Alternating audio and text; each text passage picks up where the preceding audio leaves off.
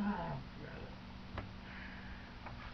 A person has to come to conclusions whether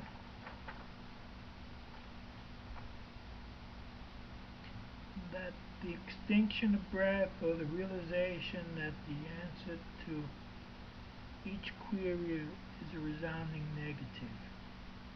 There are no shortcuts to what is good and what is pertinent.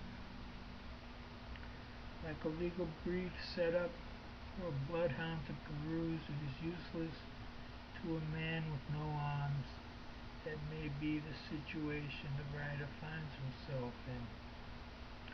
The box, canyon of what may be forward and what is certainly behind him. What is past has been recorded. It is indefatigable, always honest, in its primitive naivety, and always promising as a way out from the dilemma of coming up with a new riff. The future is uncharted, and one may judge what is to be by what happened previously. There is no great insight for what seems to be obvious. There in the back of my mind are thousands of pages needing revamping, like an old city slum needing urban revitalization. Just sitting there, waiting for FEMA to show up with a truckload of medicinal and a pile of concrete foundations, the necessary items needed to build a structure of point and sense.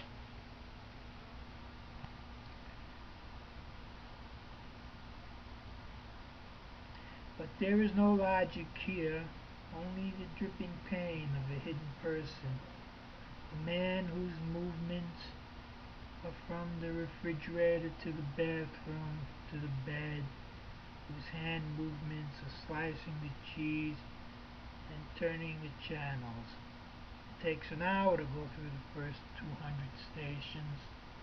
History, comedy, food, home repair, emergency rooms, cartoons, Spanish language, mortgage refinancing, sci-fi, game shows, and channels selling Chagalls and knives and earrings. The radio is no better. An onslaught of Bible thumpers and hip-hop ministers. Can I get in between your jeans? Do I make you wet? Seem to be the primary concerns of both pastors and hip-hop youth.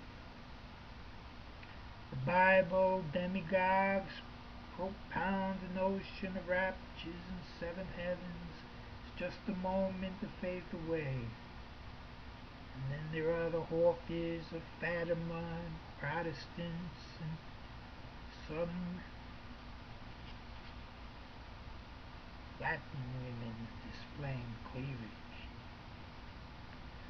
There are a dozen channels which respond to the sports fans' edict of time and space filler-ins.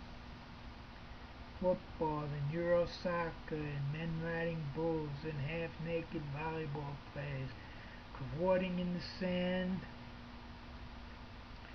There are poker tournaments to offer balm from the soap operas and talking cows. There are stations of Japanese animation, filthy movies, and old movies, and independent films, and doctors galore carving up this gunshot victim, treating that affliction, curing nosebleeds and diaper rashes. There are lady coroners, and news channels, talking heads, and news babes, all sorts of judges, black ones, Jewish ones, men judges, women judges. There are scores of exercise stations which show nothing more than commercials to purchase this or that apparatus, to give you abdominal muscles and light bun cheeks and powerful arms to cleat hole into a nubile sports babe with an ass as hard as the Rock of Gibraltar. Those, all these diversions are lame. They cannot cure the restless depression which threatens each moment in the apron of suicide and thoughts running along those lines.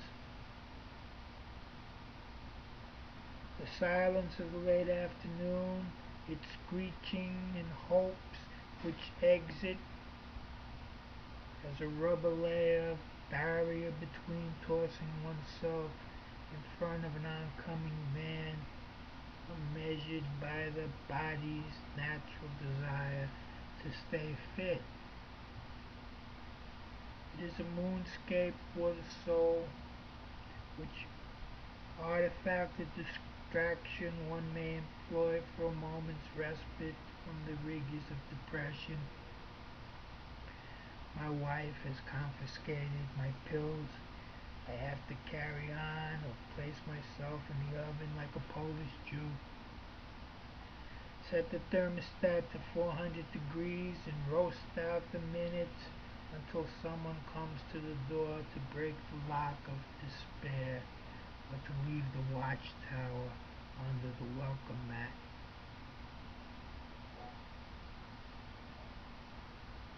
I am not holding on too well. No wonder what has gone before is so enticing, so attractive to the idling mind. What has come before is known, it has been tolerated, it may help pass these moments of anguish. I'm too wasted to tackle another cheese and whole wheat bread. I've eaten the entire package of fresh dates. My fingers have that stinking sugar coating on them. I wash them off, go another couple of minutes, look through the suitcase. No wonder people smoke crack and take smack. Reality is a poisoned letter sent from hell to dissipate the clinging mortals to his coil of woe. There is yet some room left to ponder the next hour. I'll crawl back into bed even though it may keep me up late this evening. I've got to get around the 5 o'clock dread. Perhaps by 6 this nightmare daylight will cease, and I'll move along to supper, a few TV programs, then back to sleep to do it all again tomorrow.